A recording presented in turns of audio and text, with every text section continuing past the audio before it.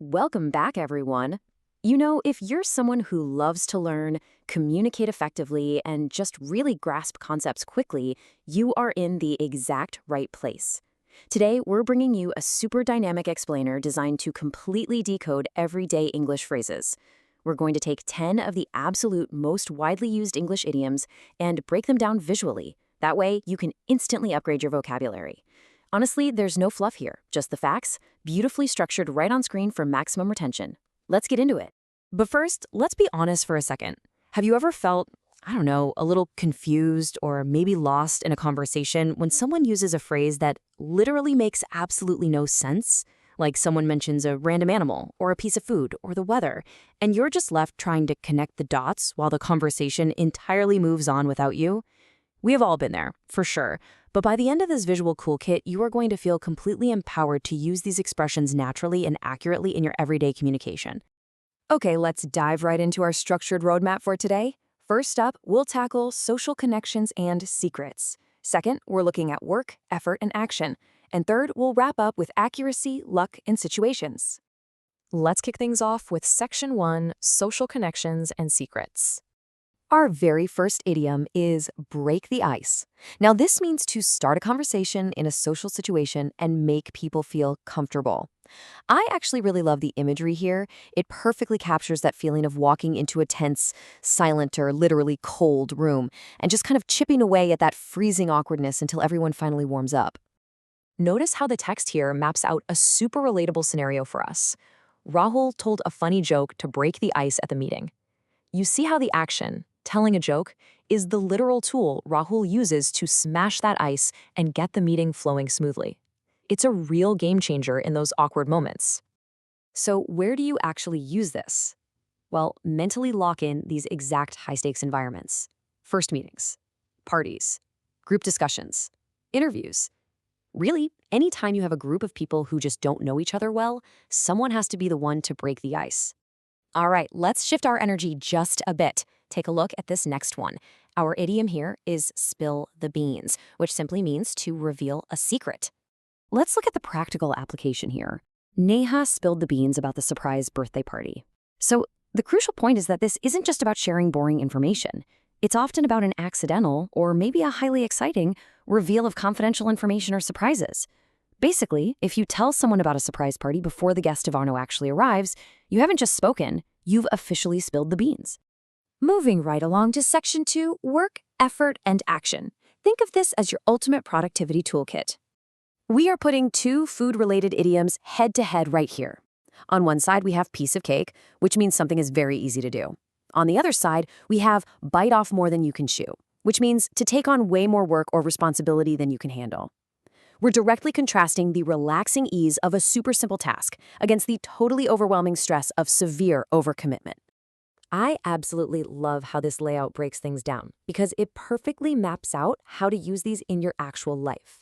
Just look at the top. When do you use piece of cake? For easy exams, simple tasks, or quick work. Like Ankit bragging that his math test was a piece of cake. Now look at the bottom. You use bite off more than you can chew when you kind of have to admit defeat on a stressful schedule, overwork, or just having too many responsibilities. Rohit joining 3 projects at the exact same time? Yeah, he definitely took too big of a bite. Next up is a highly visual idiom, burn the midnight oil. This one means to work or study late into the night. If there are any students, entrepreneurs, or late-night professionals in the audience today, I need you to pay really close attention to this one. Students often burn the midnight oil before exams. Come on, we've all been there before, right? Think about it. Before electricity, if you wanted to work past dark, you literally had to burn oil in your lamp. Today, whether it's for intense exam prep, chasing strict office deadlines, or just pushing through a late-night work session, the phrase still perfectly captures that absolute late-night dedication. Our next phrase takes us right from the desk over to the tennis court. The ball is in your court. Means it's now your turn to take action or make a decision. And honestly, this brilliantly illustrates the whole concept of transferring responsibility. You've hit the ball over the net, and you literally cannot do anything else until the other person hits it back to you. So when does this actually pop up? Well, typically in decision-making, business discussions, and team projects. Just imagine you're in your next team project. You've just finished presenting your proposal, you slide the document across the table, and you say, "I've shared the proposal, now the ball is in your court." Boom, you've officially handed off the decision-making power. And that brings us to section 3, accuracy, luck, and situations. These are for those unexpected moments. Hit the nail on the head. This means to describe something exactly right. This is such a sharp, satisfying phrase. I mean, think about hammering a nail. If you don't hit it perfectly on the flat head, it bends and completely ruins the wood, right? When you get something exactly, precisely right, you've hit the nail on the head. It's the absolute perfect phrase for solving problems or explaining situations with total clarity. Take a look at how we anchor this concept right here. Priya hit the nail on the head when she said the team lacked communication. Priya didn't just offer a pretty good guess. No, she gave the perfectly correct opinion that identified the exact root of the problem. Now, let's lower the energy just a tiny bit to match our next definition. Under the weather means feeling slightly sick or unwell. Now, this isn't for a major medical emergency. It's just the polite, standard go-to phrase to use when you're dealing with a mild illness, low energy, or just feeling overly tired. Like, I'm feeling a bit under the weather today, so I think I'll just rest at home. Now, what's really interesting about this next idiom is its dual nature. A blessing in disguise literally represents a negative transforming into a positive. It's something that seems really bad at first, but later turns out to be incredibly good.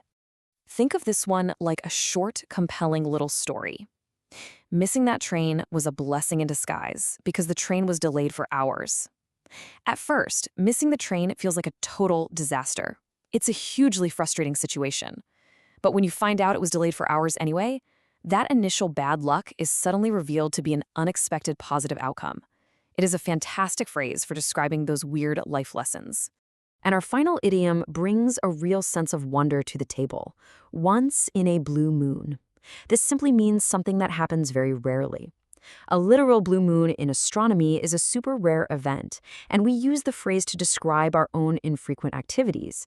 Maybe it's an uncommon habit, a rare event, or just acknowledging something like, yeah, I eat fast food once in a blue moon.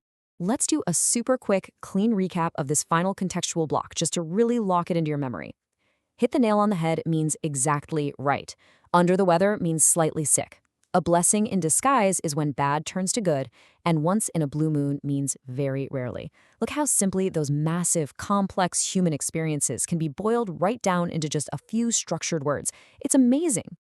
And there you have it, folks, a complete visual toolkit for upgrading your English. My challenge to you right now is this. Which of these 10 idioms are you going to use in your very next conversation? Don't just learn them and forget them. Go out into the real world and apply this structured knowledge today. Break the ice, hit the nail on the head, and whatever you do, please don't bite off more than you can chew. Thanks so much for joining this explainer, and keep learning.